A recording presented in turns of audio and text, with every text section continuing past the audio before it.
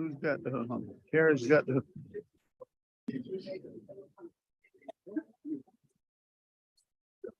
Call council meeting to order, and council is now in session. At this time, I'd like to ask Councilman Jenkins if he would ask to play the invocation for us and the pledge of allegiance. Please stand. And if you're able. Heavenly Father, we thank you for this night and we ask your presence to be with us.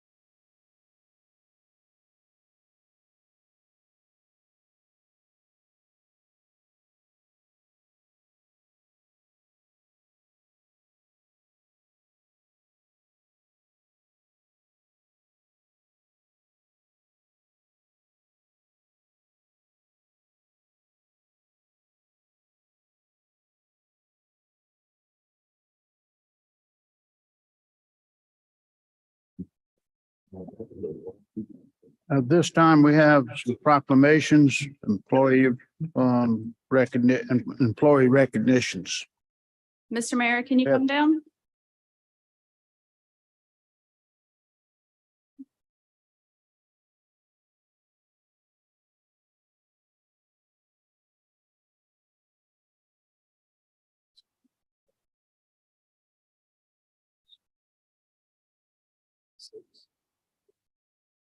For Child Abuse Prevention Month, Kay Phillips, the Executive Director of Dorchester Children's Advocacy Center, and the members of the board.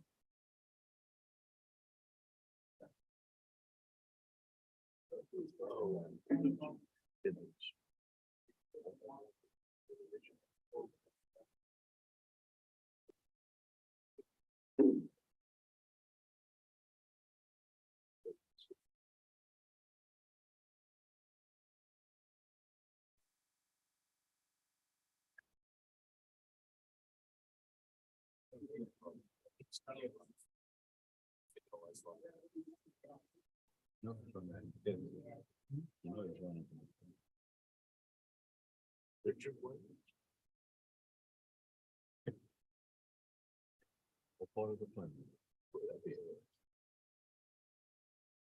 All part of the plan. Whereas South Carolina's 1.1 million children residing in the diverse communities across our state are the most valuable resource and will shape the future of our great state. And whereas childhood trauma, including abuse and neglect, is a serious problem affecting every segment of our community, and finding solutions requires input and action from everyone. And whereas effective child abuse prevention activities succeed because of the partnerships created between child welfare professionals, education, health, community, and faith-based organizations, businesses, law enforcement agencies, and families. And whereas communities must make every effort to promote programs and activities that build strong children and families, and whereas prevention remains the best defense for our children and families, now therefore does Mayor Ricky Waring and the members of the Town of Somerville Council hereby proclaim the month of April 2023 as Child Abuse Prevention Month.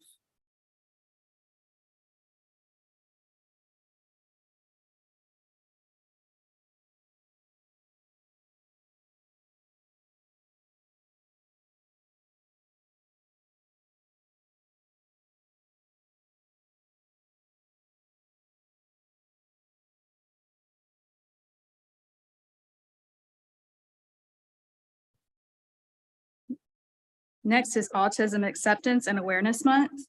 Molly Smith, the Executive Director of Beyond Basic, and Anthony Pope.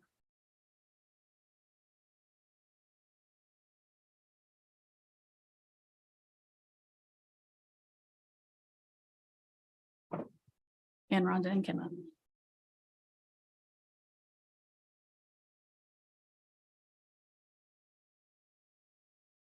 Whereas autism spectrum disorder, or ASD, is a development disability that can cause significant social, communication, and behavioral challenges.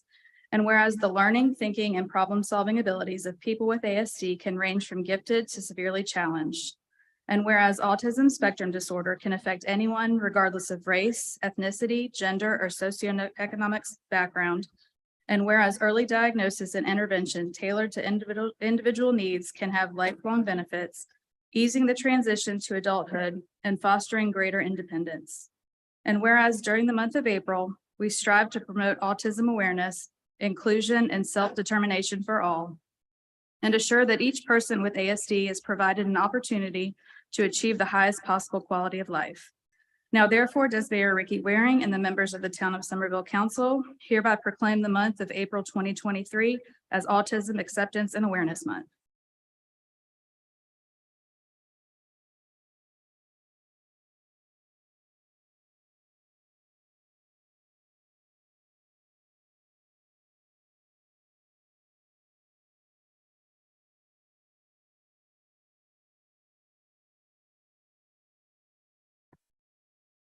Next, if we can have the town's emergency communication staff.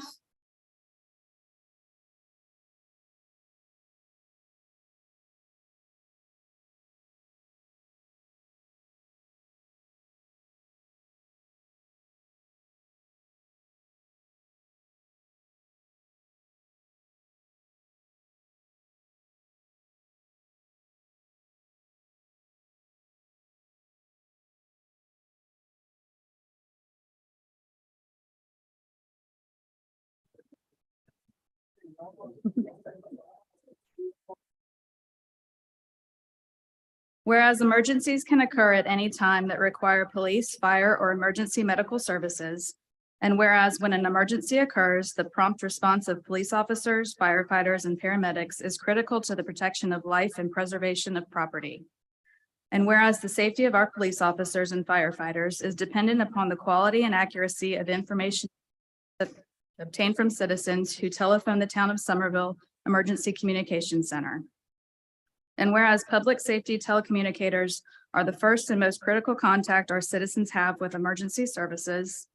And whereas public safety telecommunicators are the single vital link for our police officers and firefighters by monitoring their activities by radio, providing them information, and ensuring their safety. Now therefore does Mayor Ricky Waring and the members of the Town of Somerville Council hereby proclaim the week of April 9th through the 15th, 2023 as National Public Safety Telecommunicators Week.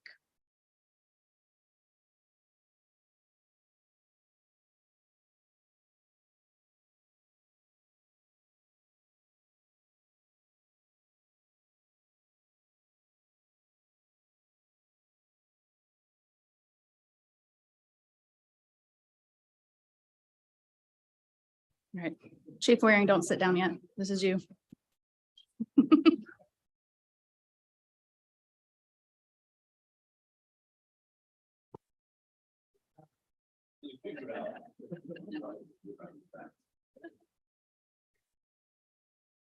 Whereas Chief Richard G. Waring IV, a lifelong resident of the Town of Somerville, joined Somerville Fire Department as a volunteer after graduating from Somerville High School. And whereas Chief Waring was hired by the Charleston Fire Department, where he would spend the next 20 years rising through the ranks to the position of battalion chief. And whereas Chief Waring was named fire chief for his hometown of Somerville in 2011, guiding the department to keep up with the demands of serving one of the fastest growing communities in the state and earning a Class 1 ISO rating in 2017. And whereas Chief Waring continues to be involved with many community organizations, serving on the South Carolina Firefighters Association Legislative Committee, as well as being past president of the Somerville Rotary Club. And whereas Chief Waring is set to retire in June of this year, granting him more time to spend with his wife, Allison, and their 3 daughters. And whereas his kindness, energy, and graciousness have enriched those fortunate enough to know and work with him. Now therefore, Mayor Waring and the council members of the Town of Somerville do hereby proclaim that Somerville Fire Station number 5 be named in honor of Chief Richard G. Waring IV.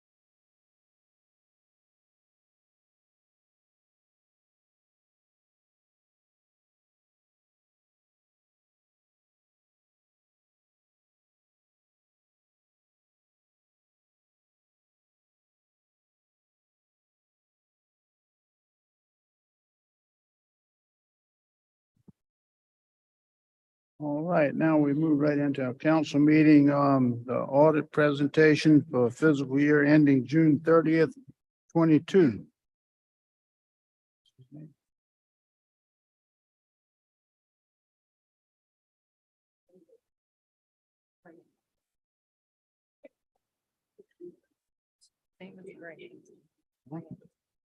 Maybe I should wait a moment. Get started so everybody kind of clear out and I don't have to try to talk over everybody.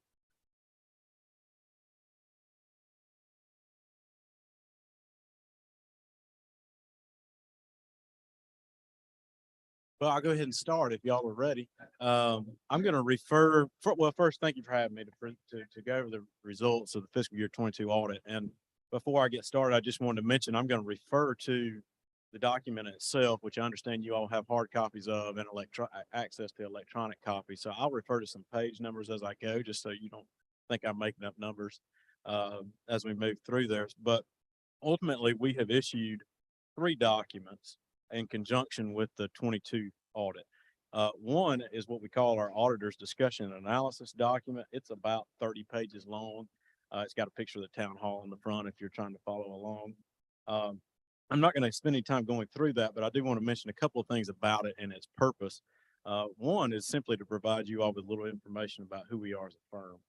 Beyond that, there are some, what I hope are relatively helpful charts, general fund revenues, general fund expenditures in pie chart format, just so you can see where those sources are coming from, and then some brief analysis of what changed from year to year, from fiscal year 21 to fiscal year 22. Just after that portion of the document, you'll get to some things that are what we call our required communications, things we are required to communicate with you all as the governing body of the town. And just a sample of those, I'm not going to read them all to you. You can look at those as much as you're interested, but there's things like we're independent of the town. We didn't have any disagreements with management in conducting the audit. We didn't have any uncorrected misstatements. Those are all memorialized in this document in their full form. And then the last part is to just highlight some changes in accounting standards and their potential impact to the town in future years, provide some dates for implementation and things like that. So that is the purpose of that document. It also includes a couple of recommendations for improvement within it as well. We've issued what we call a management letter, which is just a 2-page letter on our letterhead that includes those recommendations. They've also been included in this document as well. So with that, I'm going to refer to the audited financial statement, which is the bigger document, ultimately the one you really care about here as we go. And what you'll find on page number 1, right after the table of contents, is our opinion, and front and center there on that page is the fact that we have issued an unmodified opinion on the town's financial statements for the year ended fiscal year 22. That's a clean opinion. Unmodified is not really glamorous language, but it's really the only acceptable result in a financial statement audit. So again, it's a clean opinion. Just beyond that, you get into what we call the basic financial statements of the town. And the first such statement is what's called the statement of net position. This is just a balance sheet for the town as a whole, all funds, all activities of the town included here. Just a few things to highlight. You'll notice total assets, and I'm going to round as I go, round numbers, but total assets about 167 million. The largest 2 items comprising that are capital assets, which are things like infrastructure, buildings, property, things of that nature. And those are net of accumulated depreciation. That's $132 million. And then $39 million in cash and investments. So that's the bulk of your assets. Liabilities at 69 million. You'll notice a couple of large items in the bottom part of the liability section, 36 million in the terms of the pension liability. That's the state administered pension plan that fluctuates from year to year due to a variety of factors, but it is the largest individual liability on the balance sheet. And then long-term debt, which is in the form of bonds outstanding, finance purchases, which are capital leases, things of that nature. That's $29 million. And then all of this nets basically to equity, or what we call is net position of $100 million. Again, I'm rounding up. 100 million sounds better than 99.9. That's up 6.3 million from fiscal year 21. So that $100 million total increase from fiscal year 21. If you keep following along on page number 7, you'll get to a fund level focus. So the town's accounts are broken out into what we call funds, and of primary interest is the general fund. Its balance sheet again is on page number 7. Just a few further highlights. Assets of the general fund, 27 million. The vast majority of that, 24 million, being cash and investments. Liabilities at 1.8 million. And then this gives us fund balance in the general fund or equity of $23.4 million. That's broken up into a couple of different components. Unassigned, which is basically available to be spent, is 10.6 million at the end of this year. And just to give you some flavor on fund balance, I'll talk about revenues and expenditures in just a moment, but expenditures of the general fund were $42 million last year. If you just divide that by 12, it gives you an idea of how much the town spends per month. That's about $3.5 million a month. If you apply that to fund balance, your $23.4 million in fund balance is representative of about 7 months. So if your spending didn't change from fiscal year 22 going forward, you could not take in another dollar and operate for 7 months. If that makes sense. Now, if you further kind of break this down to unassigned fund balance, that 10.6 million, that gives you 3 months of operations without taking in another dollar. And I think that's in line with the town's fund balance policy. The benchmarks, really recommended benchmarks, are somewhere between 25% and 40% of general fund's operating expenditures. So you're pretty much right there. And of course, if you think about your property tax calendar, which is your single largest source of revenue, those are mostly paid in January, February. So at June, you've collected pretty much what you're going to collect on your property taxes. And it's ultimately a pretty lean time of year in terms of your cash inflows. So to be there at June and to have 3 months of unassigned, 7 months of total fund balance is a good place to be. I don't think it's excessive. If that's a question that anybody has on their mind, I don't think it's short. I don't think it's too much. If that makes sense. I think it's probably right where it needs to be. Just after the balance sheet of the general fund on page 9, so skip page 8 and go to page 9. This is the income statement for the general fund. Revenues, $38 million, and you can see how those are broken out into various types. Expenditures, as I mentioned earlier, $42 million. Other items, these are transfers between funds, the sale of certain capital assets like land, the issuance of debt obligations in the form of finance purchase. All these net to about 6.5 million coming in. That gives you an increase in fund balance of general fund of $2.6 million. Beyond that, you get into a number of pages of footnotes, which ultimately have changed very little except for the numbers and the dates since last year. So I won't spend any of your time going through that. There are some budgetary comparison schedules, some data on the pension liability from a historical perspective as you continue through the document. But there are 2 other things that I wanted to mention here. We've issued ultimately 3 reports in this document. The first was our opinion, which I went over first.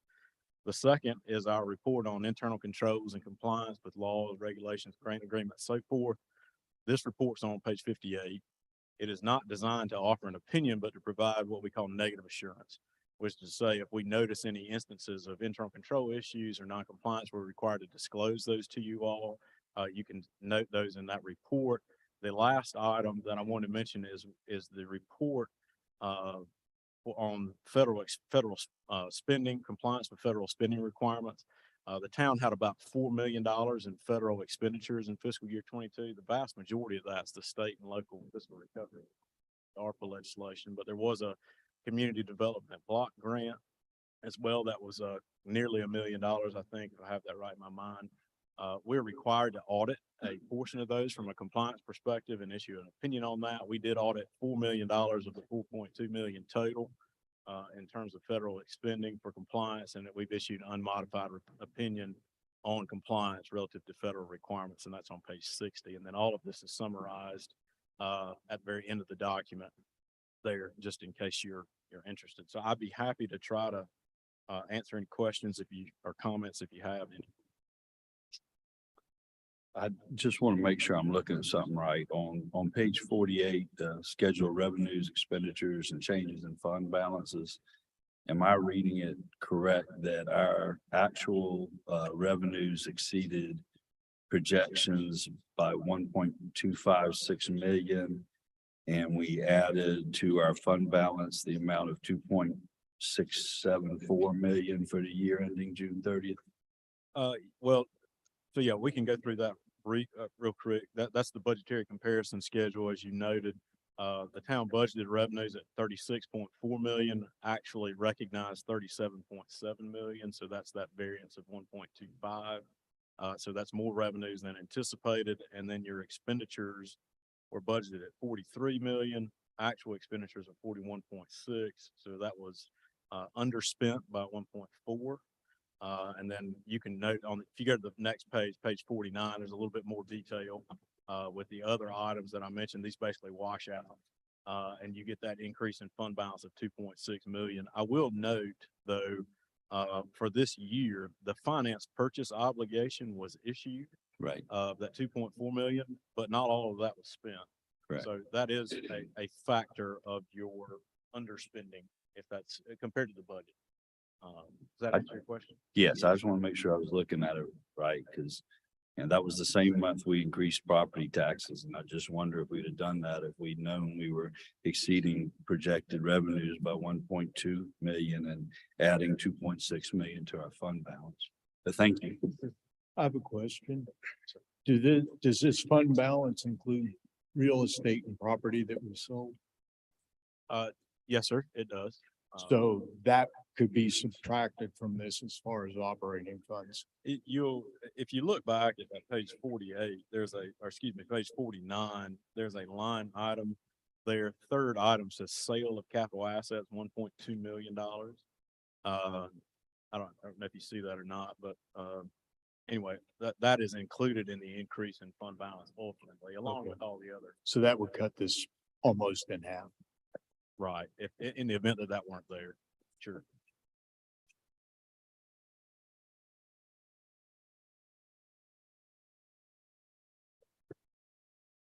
Mayor, if I might, I would really like to thank Marlon Jenkins for getting us back on schedule. I've been a little bit more heavily involved in this earlier than others.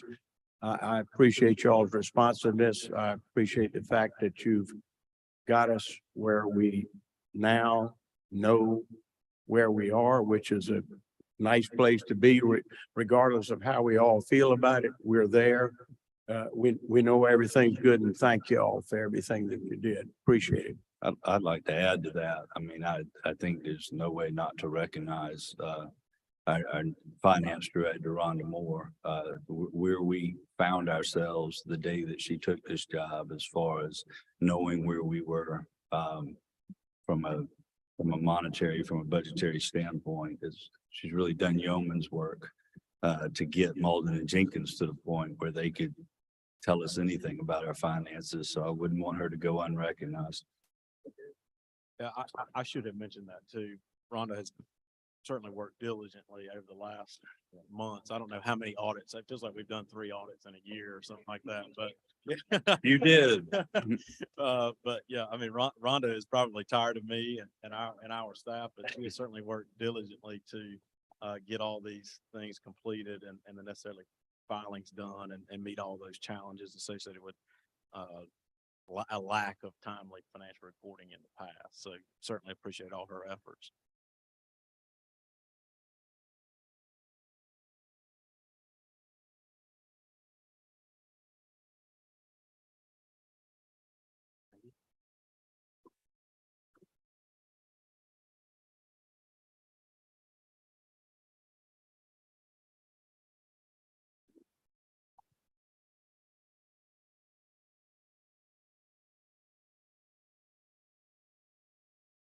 All right, everybody satisfied with the audit report. We'll move on to approval of minutes of the previous meetings.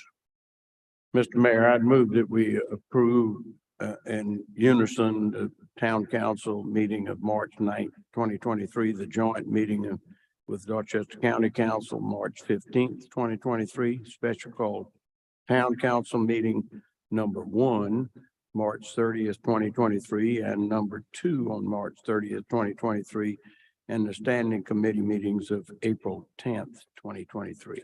I'll second that. Okay, we got a motion on the floor from Mr. Jenkins that we accept all these minutes, A, B, C, D, and E, in a second. Any discussion? Hearing none, all in favor of these, signify by raising your right hand, voting aye. Aye. Opposed likewise, the ayes carried. We go right into public comments. Ms. Beth, For public comment for items on the April 13th agenda, we have Jenny Vicini.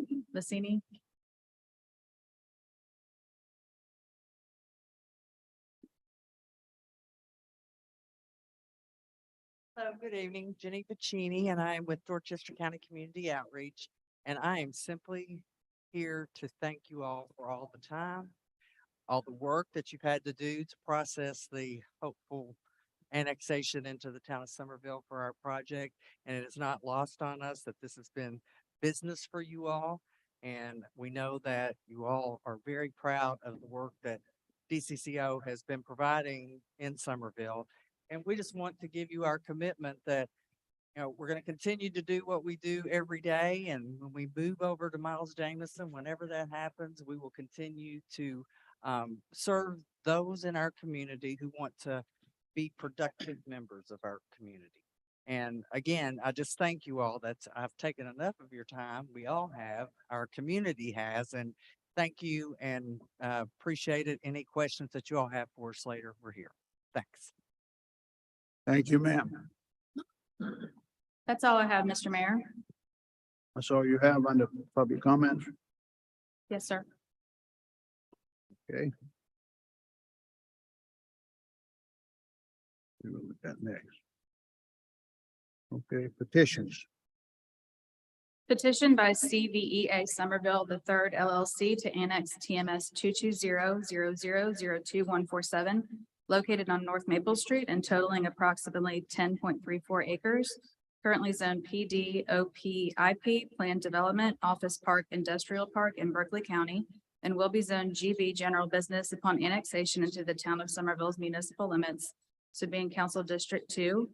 The Planning Commission held a public hearing and made a recommendation for approval at their meeting on March 20th, 2023.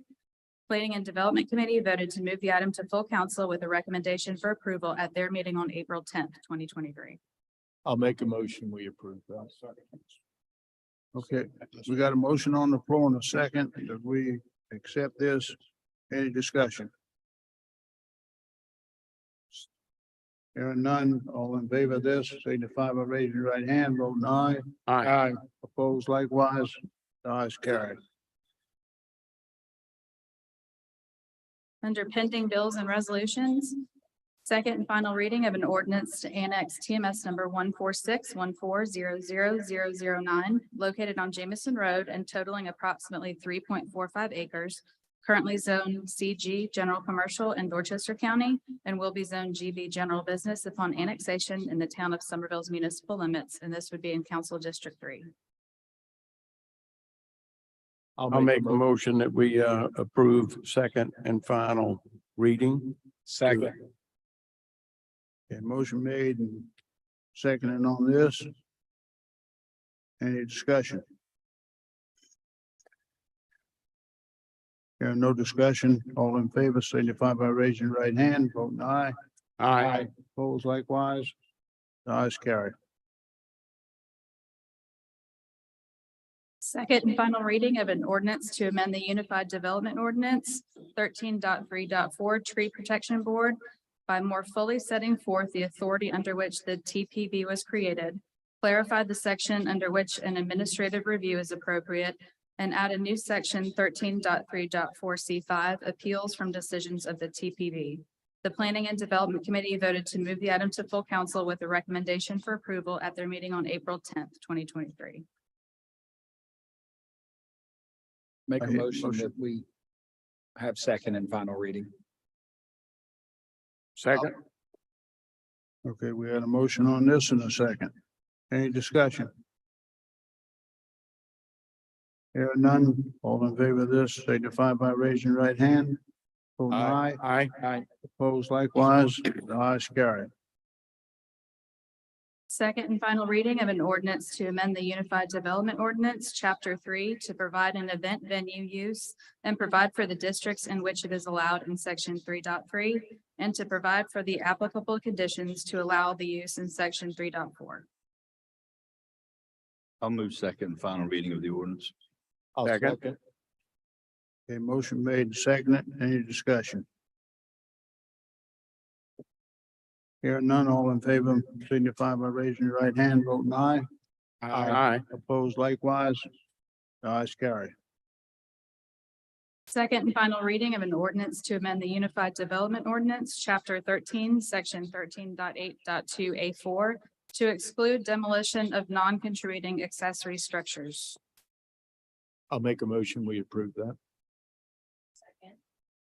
Motion made and seconded. Any discussion? No discussion. All in favor signify by raising your right hand. Voting aye. Aye. Opposed likewise. The ayes carry. Second and final reading of an ordinance to amend the Unified Development Ordinance, Chapter 15, definitions, to provide the definition for event venue and correct the definition for utility pole. I'll make a motion. We approve that. Second. Motion made and seconded. Any discussion? I would just say I'm glad we got the definition for utility pole connected. I had to smile. Okay. Any other discussion?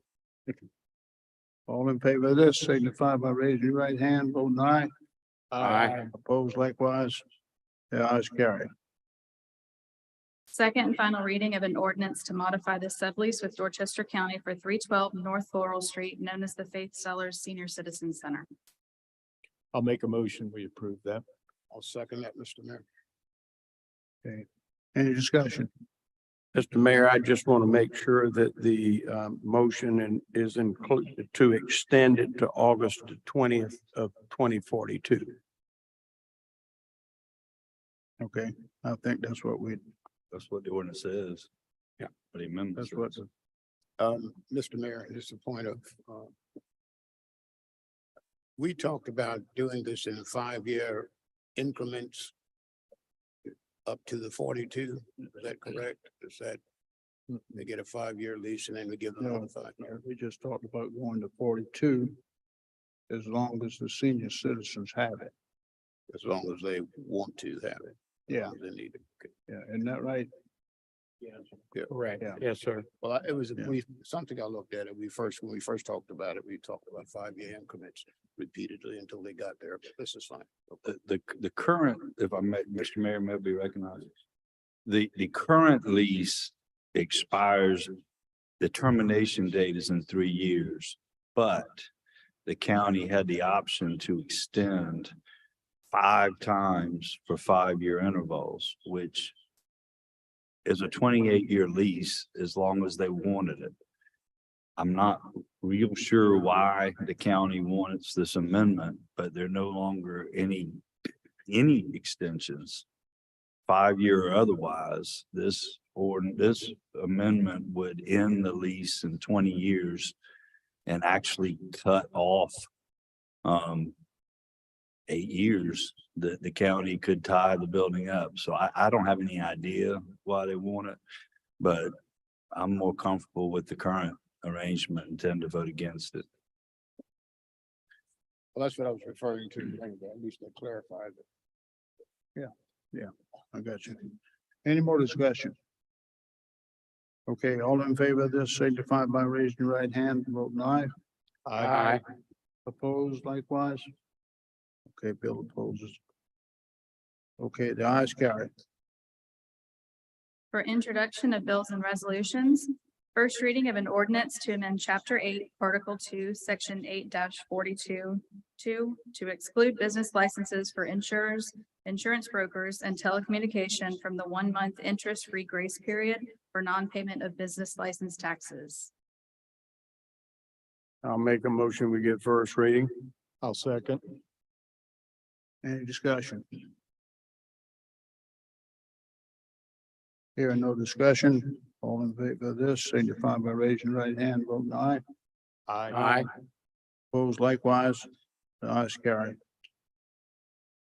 First reading of an ordinance authorizing and directing the town of Somerville to enter into an intergovernmental agreement relating to the South Carolina Local Revenue Services to participate in one or more local revenue service programs, to execute and deliver one or more participant program supplements and other matters relating thereto.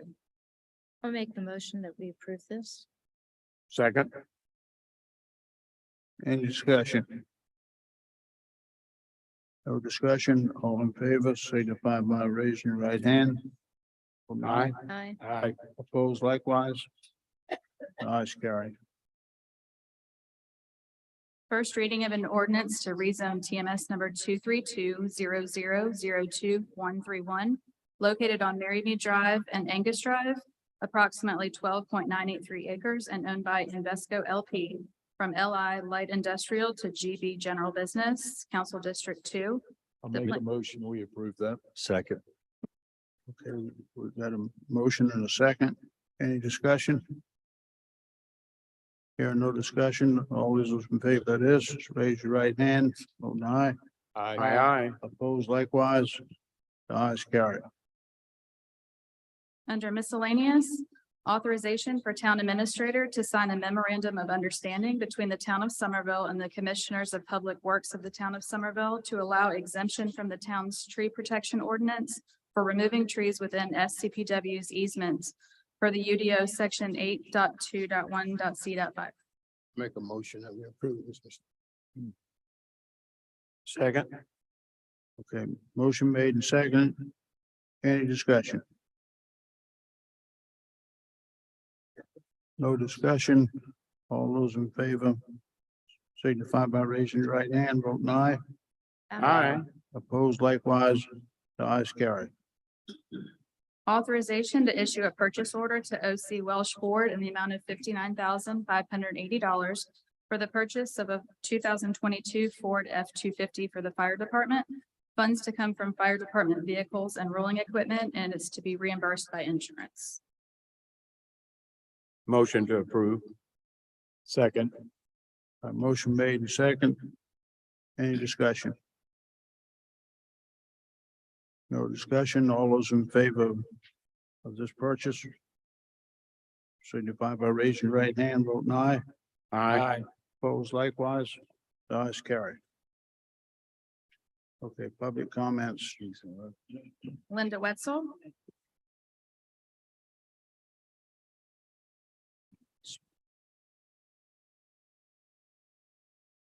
Good afternoon. I bring you greetings from 108 Atlantic Street in Somerville, South Carolina. I would like to commend the Somerville Police Department. I have called them 3 times, and on those occasions, they promptly came to my residence and curtailed the noise ordinance in the back of my yard. What's the Ethel May Drive over there? They're playing loud music at night or in the afternoon, and that is unacceptable. Also, our roads on Atlantic Street is cracked from the beginning all the way just about to the end. And I've called county. Nobody has called me back to see, to talk about, to look at the road or say when they're gonna repave it. And where is storm damage? Drainage rather. The ditches are still flooding. They have so much trash in it. When the town came and cleaned it out, or whoever came and cleaned it out, they just took the stuff and put it on the side of the roads. They didn't take it. They just left it there, and it kept raining, and it's gone right back into the ditches. They need to clean and take the debris after they open the ditches up. Okay, 2 times. This is 4 times. I have called the county. I've called Dorchester County, and I've called Somerville. I hope you remember this number. The number is 230-02967. This is a copy of a police report for indecent exposure. When I'm in my backyard, I see people walking through behind the fence. They're literally exposing themselves by using the bathroom. When the rain gets all the water up in the ditches, the flooding is in my backyard. So I don't need urine in my backyard. I can't even sit in my backyard because of the smell, the stench. And when the summertime comes, we have mosquitoes and you can't even stay in the backyard because of that, because nobody is cleaning up the back of that property, the ditch between my house and 880 Ethel May Lane. And I've talked, Mr. Budnight finally called me, but all he said was, Ms. Wetzel, I will do anything for you. Mr. Knight never came out. He needed to come out to see something, but he didn't. This is ridiculous. Nobody should ever have to live in a house where you can't use your backyard. Nobody should ever be able to have to stand in your backyard and smell the stench. Nobody should have to see the ditches, how dirty and filthy from the debris from cutting whatever that granite all over the backyard or in the ditches all the way down from the beginning of where their ditch starts all the way to the end. The town hasn't said anything. You came out once. The county council, Jason Ward, deputy sheriff came out, Bill Hearn came out, and I think somebody from the town did come. This is ridiculous. $40,000, $60,000. I may not be Pine Forest, or I may not be any of these, the Nexton subdivisions, but you need to get on the board to take care of what's going on back there. Thank you.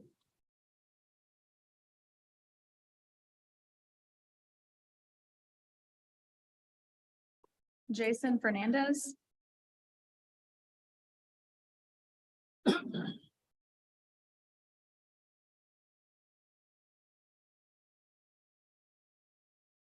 Good evening. Firstly, I'd like to acknowledge our elected and appointed officials for all they do for the citizens of our not so small town anymore. I'm here to talk to you today as the vice president of a local fraternal order of police lodge number 48. It's numbered in remembrance of a local fallen hero. We're amongst the largest lodges in South Carolina and represent officers throughout the Low Country from Somerville, Dorchester County, North Charleston, Mount Pleasant, and so on. With over 100 members being from the Somerville Police Department alone. I'd like to discuss an important issue that's affecting members from our lodge and law enforcement community. It's about the necessity of the Somerville Police Department being competitive with other agencies. We all know that law enforcement is a noble profession and every officer takes pride in serving their community. However, the reality is they also need to make a living, support their families, and plan for their future. The Somerville Police Department needs to offer competitive salaries and benefits.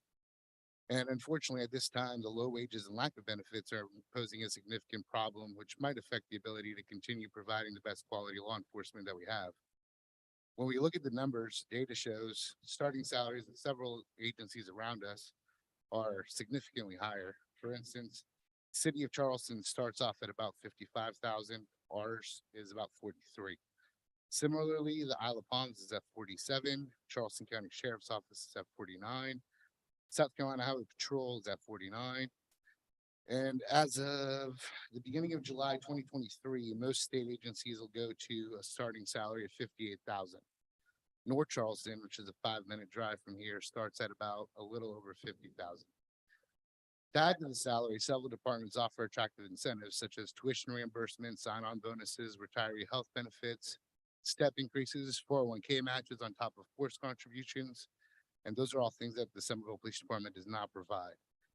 If we look into the private sector, PepsiCo in Ladson starts off at around 70,000, which is significantly higher than what SPD offers. And even a cashier at the Parker's gas station can make between $20 and $28 an hour based on qualifications. The other concerning data that we have with our members is about 15.63% of the officers in the state will be eligible to retire within the next 5 years. As of January 2022, South Carolina had 444 vacant positions, and the department applications are down over 25%. These numbers indicate that we might face a severe staffing shortage in the future. It's also crucial to note that certified officers coming in at 45 can make much more elsewhere. So another example with the City of Charleston, for an officer, just top salary, not including rank, somewhere around $88,000. In North Charleston, a maximum salary of 75. We must acknowledge that the experienced officers bring a wealth of knowledge and expertise to the job. They have invested years of their lives in law enforcement and are critical to maintaining the safety and security of our communities. Experienced officers make much more than the starting salary, which could influence the ability to retain their talents. It's essential to recognize their value by offering competitive compensation packages and reflecting their experience and dedication to the job. After all, they put their lives on the line every day, knowing that they might not return to their loved ones. So I urge you to act now and retain our officers and offer them better salaries and incentives to stay caught up. We must invest in them, support their families, and plan for their future. We urge you to take this matter seriously and make efforts to improve the salary and benefits packages that are offered so we can be at least more competitive with what's going around close to us and maintain the best law enforcement around. With the inevitable growth of our community and the need for high quality law enforcement services is only going to increase. Our population continues to expand and so will the demand for law enforcement, making it more than critical than ever to retain experienced and skilled officers. The recruitment and retention of officers must start now, remaining a top priority to ensure the safety and security of our growing community. And committing to improving the police department's salary and benefits package and offering attractive incentives that recognize the value of experienced officers now is an investment in the future. It supports those who dedicate their lives to keeping us safe. And 25 seconds. Thank you so much. Adrian Quist.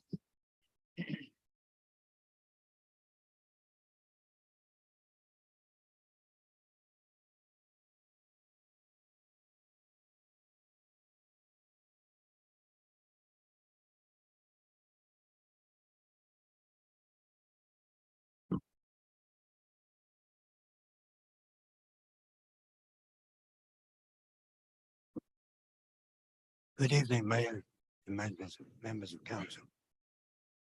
My name is Adrian Quist, and I have lived here in Somerville for 58 years. Been a while.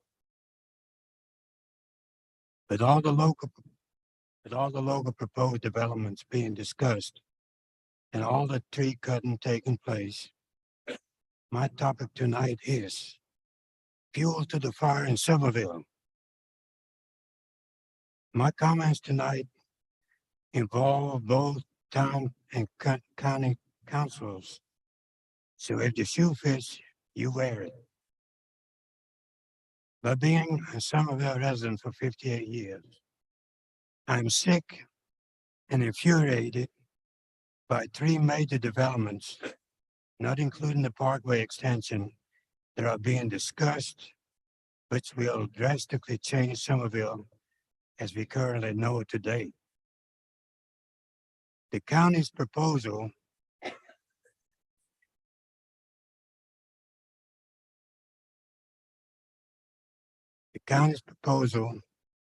is to demolish the old county hospital building and the Veterans Memorial, which are in the National Historic District, for the sake of constructing a massive complex on the corner of Main Street and Highway 78 that includes 6 buildings on 5.3 acres. This is absurd, to put it nicely. I think we can all agree that traffic is already a nightmare, and to cram a complex of this magnitude is a terrible idea. It will ruin the gateway entrance and character of Somerville forever. With this complex, traffic gridlock will become worse, like adding more fuel to the fire on a daily basis, and will have additional impact on our citizens and especially our first responders. This complex proposal is a reminder of the mishandled boutique hotel project 14 years ago. Even that 2-acre property on Cedar Street is slated for development with 33 condominiums and 10 businesses, including a 2.5-story, 7,000 square foot hospitality venue. Again, more traffic and parking issues downtown. As of last week, I was shocked to learn about another county proposal that the plan is being discussed for a Somerville Regional Sport Complex to be located on property adjacent to the Woodlands property, West Richardson Avenue, Old Parsons Road, and Maple Street Extension. This sport complex will have a 100,000 square foot facility and 375 parking spaces. And this is prime property. It could be a beautiful park. But putting a big complex like that in that area is detrimental to the people that already live there. And I find it odd that there was very little publicity about an informational meeting that was held last night on the Woodlands property. I'm also disturbed about all the tree cutting and clearing that has already taken place around Somerville and being surrounded by apartment buildings, hotels, and warehouses. I'm closing by saying that if you really are sincere about your love for Somerville and want to preserve and protect this town, then learn to say no. Say no to the people that are out to make money at the expense of our citizens and our town. Remember, no one owns Somerville, but it belongs to everyone that lives here, and that means Somerville is not for sale. Thank you for your time.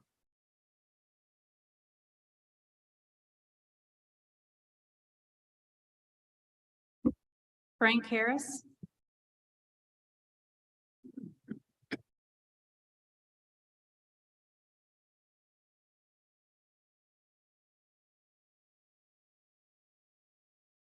Good evening, folks. My name is Frank Harris, and I'm the president of the Fraternal Order of Police. Got a little bit out of sequence with Jay Fernandez here, but I certainly appreciate your time tonight. I've been a resident of Somerville since 1987. Been coming to Somerville since 1981, and I've seen the wonderful small town in 1981 when I visited, and proud resident today. Of course, we all know about the growth that the town has had and some of the problems that come with that. For the last 16 years, I've had the pleasure of knowing the folks at Somerville Police Department and working with the command staff that currently exists. I am very fortunate to know all of them when they were street cops, when they were young PFCs and young corporals. And the results that we've got today with the growth and the crime and some of the issues that we've got are reflected by the results of a very, very experienced command staff. The Somerville Police Department, I'm president of the Fraternal Order of Police. We get to meet lots of departments and lots of police departments and chiefs and things. I'm gonna go on record and say we've got the best department in the state. We've got the best command staff, and we've got the best folks around. And as we grow, as we have young officers come into our department, let's create a pathway for them to grow within our ranks. Give them a pathway to make our town a safer town and start to prevent crime and work on the things that make us great. So as we move forward, we can provide data to you and things like that. But the value of hiring a cop today, fresh out of college at 22 years old, with a wage that he can support his young family on, and he can look at this town and grow and see a career path. That's just invaluable. And I really would ask as we go forward that you consider that we help our town create an operating rhythm where a young cop comes in at 22 and retires at 58. That's a huge value. Chief is here. He's a homegrown boy, and he spent his career in this town. What's the value of that? Let's create that same pathway for our police officers. Come here at 22 years old, provide for their families, grow their families here, and make our town better. I recently had an opportunity to speak with a group of New York retired police officers that have come to our community. There was about 60 of them that I got to speak with. And if you've never had a laugh, sit yourself in a room full of New York City police officers. It's a loud and boisterous crowd, but it's a fun crowd. And in a break, I was able to ask them, how many of you guys are second generation or third generation police officers? And of those 60 guys, at least 50% were able to raise their hand.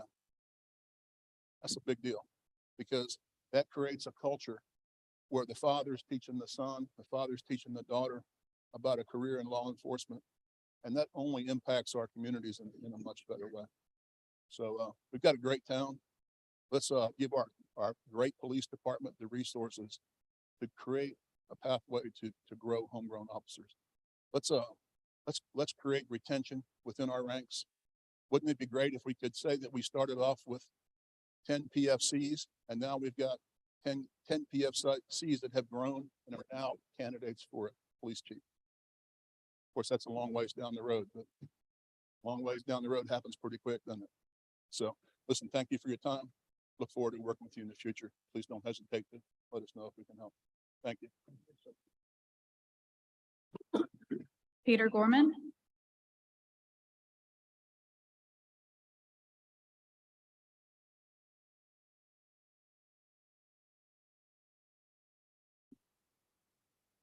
Good evening, Mr. Mayor, council members.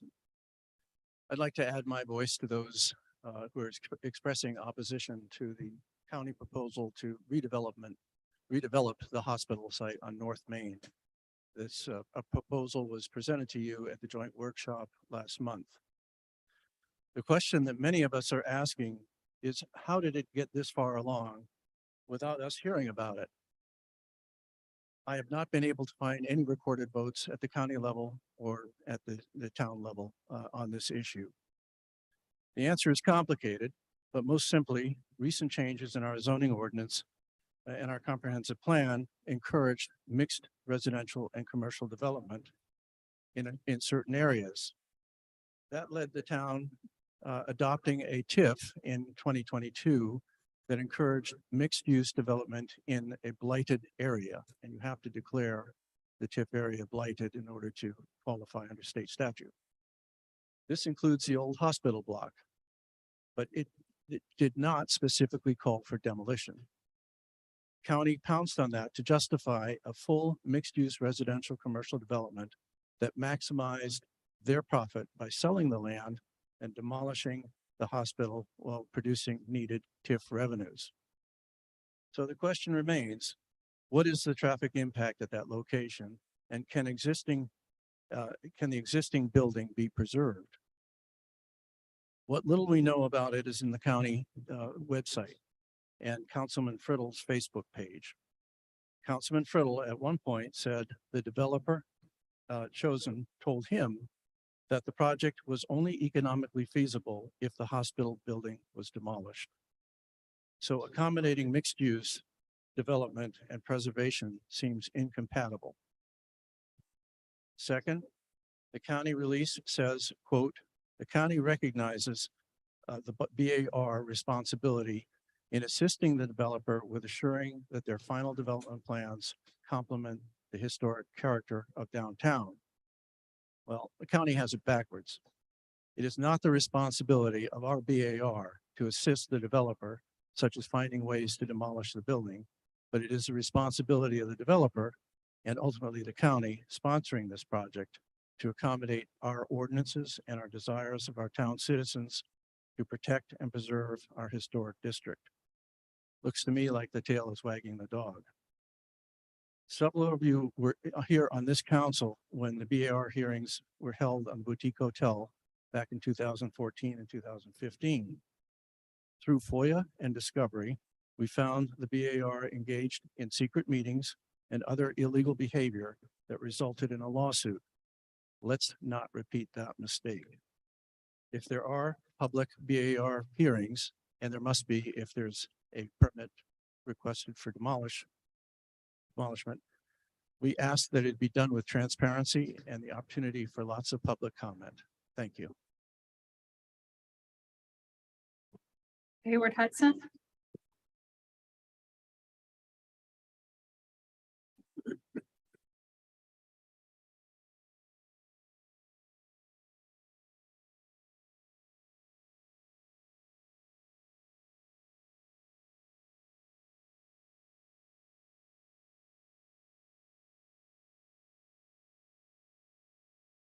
First of all, I want to thank you all, everybody up there for your service.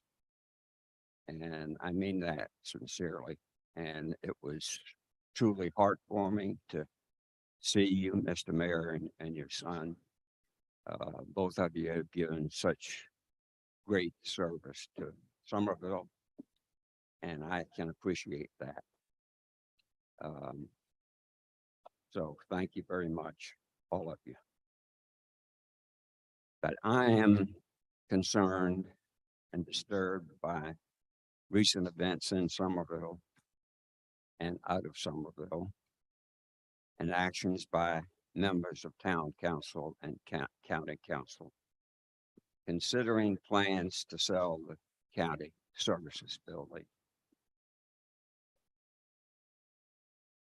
And much of these actions and activities have taken place under the radar, so to speak. I appreciate, Bill, your response, your quick response, and Dickie Myler's quick response in his editorials, as well as Russ Touchberry.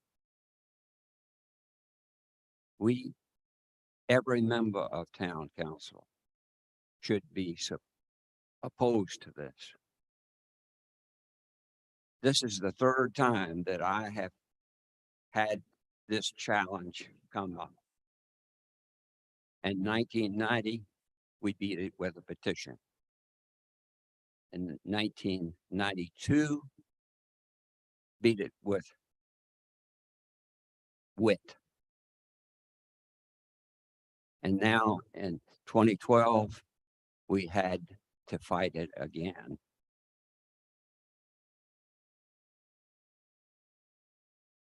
Actually, the historic district was expanded in 2012 to include this county services building site.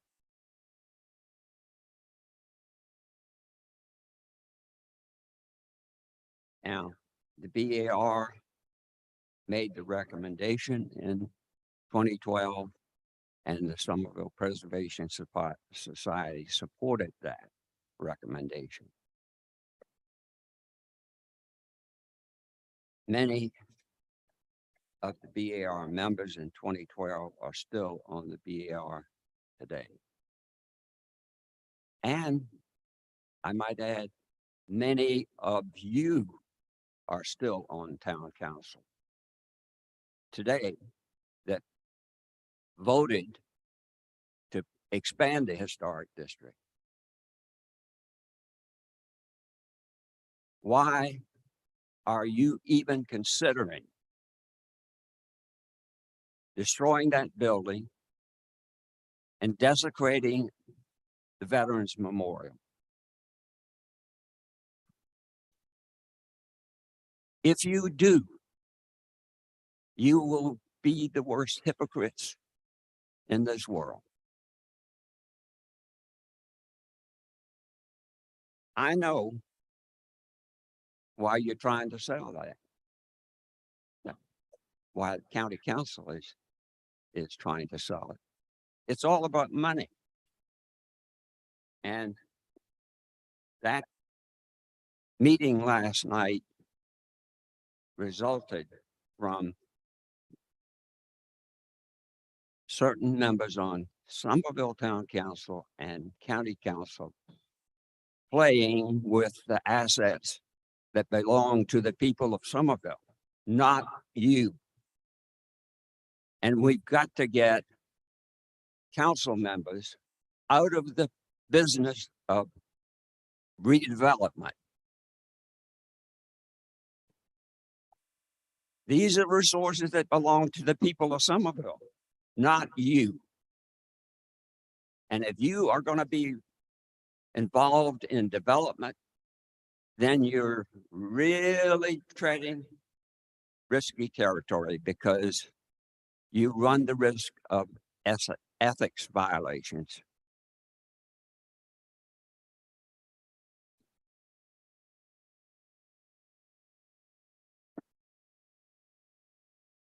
I'm appalled that any of you would consider. I'm out of time, but I request Mr. Mayor to continue for a couple of minutes. I'm appalled that anyone would propose this ridiculous proposal. And in conversations last night with members of county council, I had to go to that meeting to be able to talk to them. Only one member of county council would respond to my email request and my telephone calls. And in my conversation last night with a couple of them, I learned that this is not a single project. It's projects. More than one project is involved. Well, I'm just going to address a couple over there because I think you pretty much heard from enough people last night, Mr. Mayor, and those that were there, that that is not going to happen. And I want to make sure that the county service building remains an important site to us citizens. It's the only pretty site between I-26 and downtown Somerville. Why do we want to demolish that site and put a bunch of buildings up there? Is that going to be Somerville? No, it's not going to be Somerville. But one of them told me, so, oh, we'll move Veterans Memorial. And that just sent me in orbit. I didn't tell him that. I was as diplomatic and polite as I am to you tonight. But that, I mean, Mr. Mayor, how would you feel if somebody wanted to demolish that fire station that was named in your honor, you know, for all the good service that you've given? It's heresy. That Veterans Memorial, I was on the committee that designed that Veterans Memorial. Fran Josephson designed it.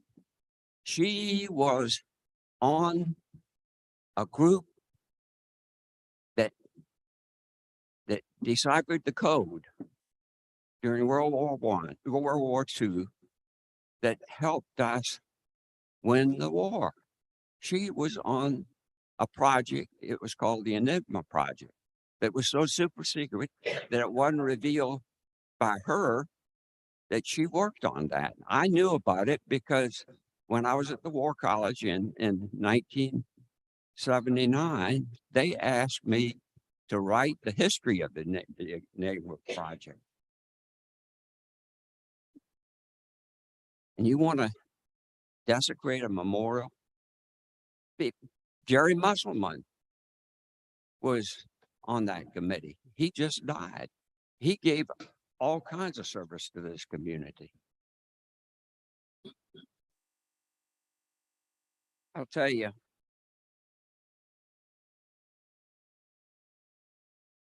my sons and I, all of us, placed ourselves at risk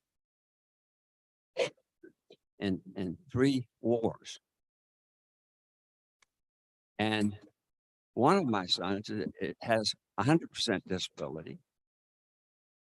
And he had the job of picking up body parts off the streets of Baghdad. That memorial is to all the men, the veterans who served during all the wars. And I tell you, I will fight to prevent the movement of that memorial, and I will fight to protect and preserve the historic hospital where so many nurses and doctors and people were born. My father died there. Mr. Hudson, I'm gonna have to call you down. Okay, You're way over and, I know. I appreciate what you're saying. I've I heard it and we all know how you stand. Okay. And, no question about it. By the way, I agree with you on the memorial. And I don't know what they're gonna do. We don't. It's not a town project, like I told you the other day in my office. It's not a town project. And, you know, BAR not- will inevitably have to decide if they proceed with this project. And they are in the process of moving all those agencies. They've bought the Bilo down here south of Somerville, and they're going to relocate. I think it's the health department there. So they're planning to sell it. And I think it's the obligation of Somerville and town council to protect and preserve that site. So that's my plea to you. And I appreciate the 3 hours that you spent with me and Chip Martin in discussing this. Thank you, sir. Thank you. Mr. Mayor, I do not have any more public comment. No more public comments. Mr. Mayor, I'd make a motion, we go in executive session to discuss and receive legal advice on potential purchase of real property, personnel matter regarding Director of Community and Economic Development position, and personnel matter regarding State Accommodations Tax Advisory Committee. Second. Yeah, I'll motion on the second. floor, motion on the floor and a second to go into executive session. Any discussion on that? If not, we'll, all in favor, say aye. Aye. Oppose. Ayes, carried.